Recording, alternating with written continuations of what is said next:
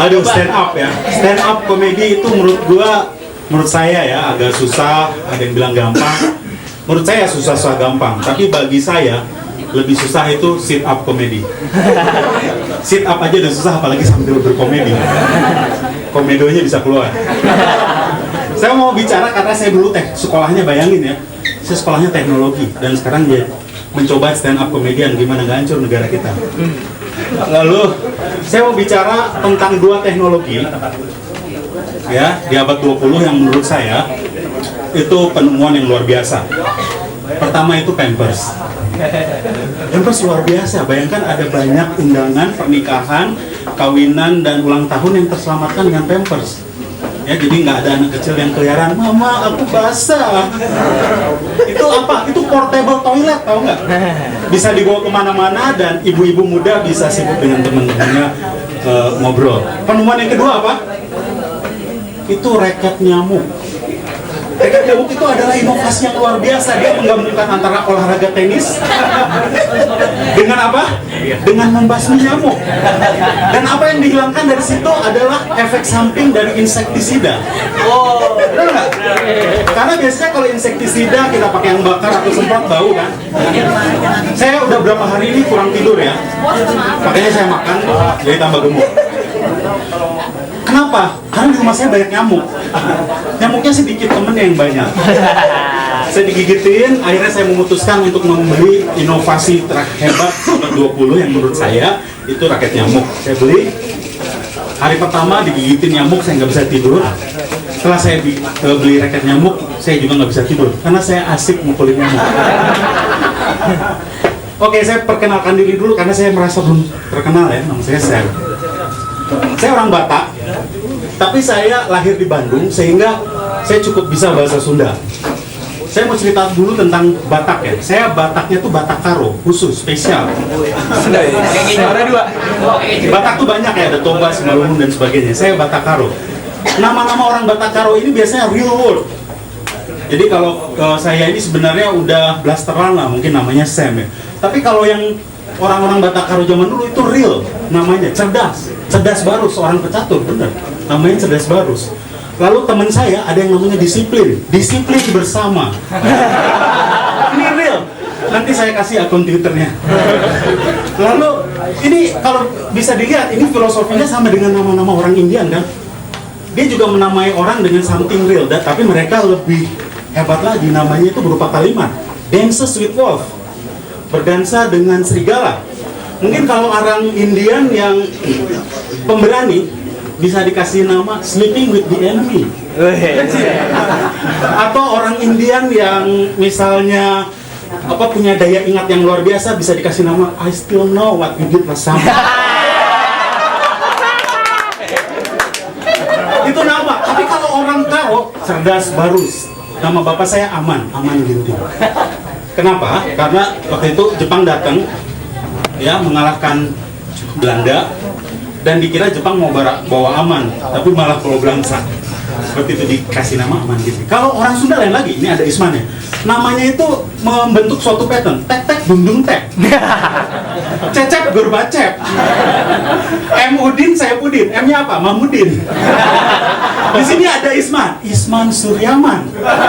Ada teman saya seorang wanita namanya Ice Juice. Begitu ke Jakarta nggak dirubah namanya, pronounce-nya aja yang dirubah jadi ice juice. Tapi tetap patternnya Ice Juice. Dan orang Sunda ini agak susah menyebutkan konsonan V dan F ya, sehingga kalau misalnya menyebut kemaluan wanita dengan menyapa seorang guru menyapa anaknya itu sama ya, Pagina. Kalau orang Sunda ini dia itu banyak memakai vokal A. Jadi kalau orang Jawa namanya Joko, di Sunda namanya Jaka. Kalau Karto, Karta, ya kan? Tapi bukan artinya yang namanya di Sunda itu misalnya Suparna jadi Suporno ya kalau misalnya. Karena dia sering pakai vokal A, makanya dulu ada, yang boleh tahu ya, dulu ada wakil presiden yang orang Sunda namanya Umar Wirahadi Kusuma.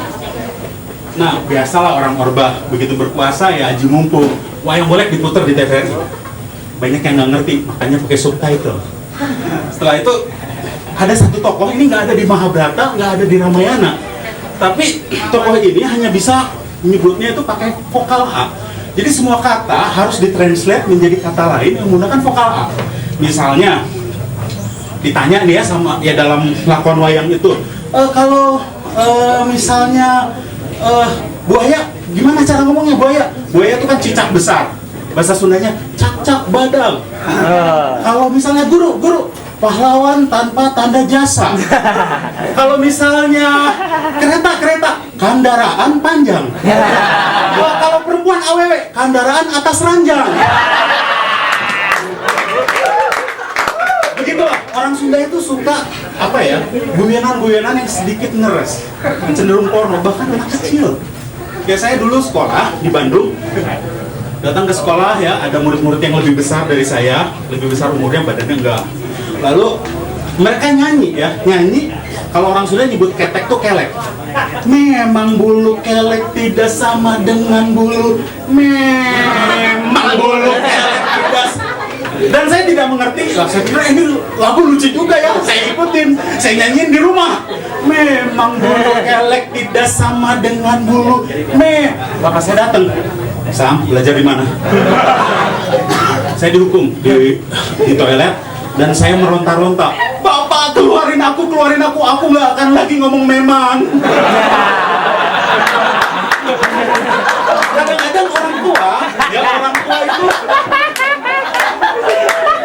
orang tua itu males ya menjelaskan sesuatu yang sensitif pada anaknya. Contoh, saya udah punya anak saya tiba-tiba dengan ibunya pulang dari Circle K, bawa brosur ya, bukan brosur ya, katalog produk. Dalam satu halaman ada produk kondom. Saya kerja di rumah, lalu anak saya datang, Pak, ini apa sih? Saya tertegun, gimana cara jawabnya ya? Lalu saya bilang lagi, ayo deh nonton YouTube. Saya mau coba mengalihkan pembicaraan, tapi dia ngotot, ini apa sih Pak? Akhirnya saya dapat ilham. Saya bilang, kamu kan kalau ngompol pakai Pampers, ya. Nah itu kalau orang dewasa ngompol Pampersnya itu. Iya. Dia untung nanggut-nanggut. Oh iya. Tapi saya bersyukur ya, saya dekat dengan anak saya karena saya kerja di rumah. Saya kasihan sama teman-teman yang kerja dari jam 8, pulang jam 5. Berangkatnya jam 6. Pulangnya nunggu 3-in-1. Kasihan. Jadi dia berangkat, anaknya masih tidur. Dia pulang, anaknya sudah tidur. Jadi kalau ditanya anak lu tinggi nggak? Nggak, panjang. Karena kan melihatnya horizontal. Jadi anak sama sekarang itu bukan makin tinggi, makin panjang. Horizontal terus melihatnya. Nggak pernah kita lihat vertikal. Lalu karena suami yang capek, istri-istri juga ngeluh kurang perhatian dan sebagainya. Lalu istri-istri merasa inferior. Dulu gue pacaran nggak kayak gini. Sekarang gua udah nikah kok diginiin.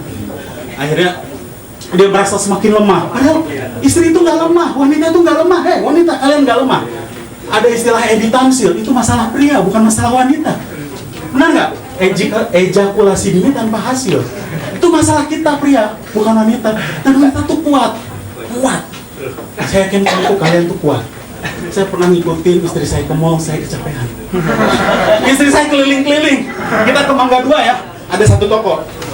Nawar baju dan sebagainya, nggak cocok. Toko kedua, lantai 3, lantai 4, lantai 5. Ternyata yang paling murah toko pertama, balik lagi ke lantai 1.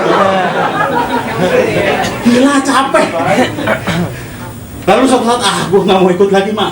Aku nggak mau ikut lagi, kamu belanja sendiri aja. Nih uangnya, cukup nggak? Lalu dia pergi, sore baru balik. Saya masih tidur-tiduran karena capek. Pak, aku udah pulang. Pak, aku udah pulang. Pak, aku ngeborong. Hah? Tenang, di pasar lawak. Oh, aku tidur lagi. Jadi pria-pria ini ketakutan kalau wanita atau istri atau pacarnya itu konsumtif. Pria-pria nggak suka istrinya itu tukang belanja, padahal dia sendiri tukang jajan. Apa bedanya belanja sama jajan? Jadi seperti itu. Lalu pria, apa masalahnya? Wanita mengeluhkan, pria masalah apa? Masalah kejujuran. Kadang-kadang kalau misalnya gajinya banyak, ngakunya dikit. Kalau misalnya gajian ada bonus, ya ada bonus 5 kali gaji, bilangnya apa? 1 kali gaji. Supaya apa? Supaya ada dana taktis. Nah setelah itu akhirnya ada temen gua ya, itu cerita sama saya gini, Sam, gua masalah nih sama istri gua udah nggak bisa lagi percaya sama gua ngomong apa aja gua nggak bisa dipercaya. Akhirnya istrinya diceritain apa istrinya tuh, Mas, bisa nggak dalam sekali aja dalam seumur hidup kamu jujur sama aku, Mas. Lalu suaminya bilang, teman saya ini, aku lapar. Pria itu jujur, kalau pria ngomong aku lapar itu jujur. Lalu itu bicara pernikahan. Sebelumnya apa? Sebelumnya pacaran sebelum pacaran itu mau nikah. Jadi jangan dibalik ya, sudah nikah malah pacaran lagi. Jadi kalau udah pacaran baru nikah. Nah, waktu pacaran ini juga sebenarnya ada ketidakadilan sih. Wanita-wanita dituntut untuk untuk virgin ya, untuk menjaga keperawanan. Makanya saya bingung suka ada istilah wajah perawan. Gimana cara ngeliat wajah perawan ya? Selaput bukan di wajah ya. Dan yang nggak adil ada namanya selaput darah, tapi nggak ada selaput jaka. Lu punya selaput jaka? Padahal sebenarnya keperjakaan juga dituntut wanita. Hanya wanita nggak bisa gimana cara ngebuktiin keperjakaan? Apa dari warnanya? Katanya kalau lebih gelap itu udah nggak perjakaan. Habis ini dicocokin ya. Terus gimana dong, nggak adil ya? Padahal gue yakin ya, semua laki-laki 99,9% tanpa survei gue bilang bahwa lu kehilangan keberjakaan lu sebelum menikah, minimal hilang di tangan. Yang belum disurvei adalah tangan kanan atau tangan kiri. Karena itu tidak semudah mensurvei berapa jumlah orang kidal atau berapa jumlah orang kanan. Bisa aja dia kedal tapi melakukan pakai tangan kanan, karena tangan kiri yang sibuk ngeliat handphone, mouse, sama remote TV atau kaca pembesar. Lalu ini ya, sebelum pacaran apa? Ini gua agak mundur ya. Sebelum pacaran biasanya laki-laki apa? Ngejar-ngejar perempuan di atas angin dong. Apalagi kalau pilihannya banyak, milih yang mana ya? Tapi hebatnya perempuan itu masih punya kemanusiaan. Hebat, gua salut. Nolak juga secara halus, gak bilang gua gak suka sama lu. Bilangnya begini, gimana ya, kita udah temenan lama, kayaknya lu cocok jadi abang gua. Laki-laki dalam hati bilang, gua pengen jadi pacar lu, bukan jadi abang lu. Apa gua harus inces? Seperti itu. Ngeces. Sorry orang Sunda, oi. Apa gue harus inces dan sebagainya. Lalu itu sama seperti mobil lu bensin tapi diisi solar. Itu bukan substitusinya. Seperti kalau lu datang ke restoran ya, lu lihat buku menu, nasi goreng kayaknya enak, panggil waiter. Oh, saya mau pesan nasi goreng. Waiternya bilang, aduh pak, nasi goreng lagi nggak ada, adanya mie goreng. Aduh, saya minum aja deh avocado juice, ada nggak? Aduh pak, alpukat lagi nggak musim, nggak ada pak. Mau ini nggak pak, jus jeruk pak? Gimana sih, ini saya lagi nunggu istri saya, udah deh saya pesen aqua aja. Aduh, aqua belum dibeli pak, adanya air putih biasa. Gimana pak? Gimana sih ini restoran? Saya mau ketemu manajernya. Manajernya juga lagi nggak ada, lagi pulang kampung pak. Sesam! Kaget gue.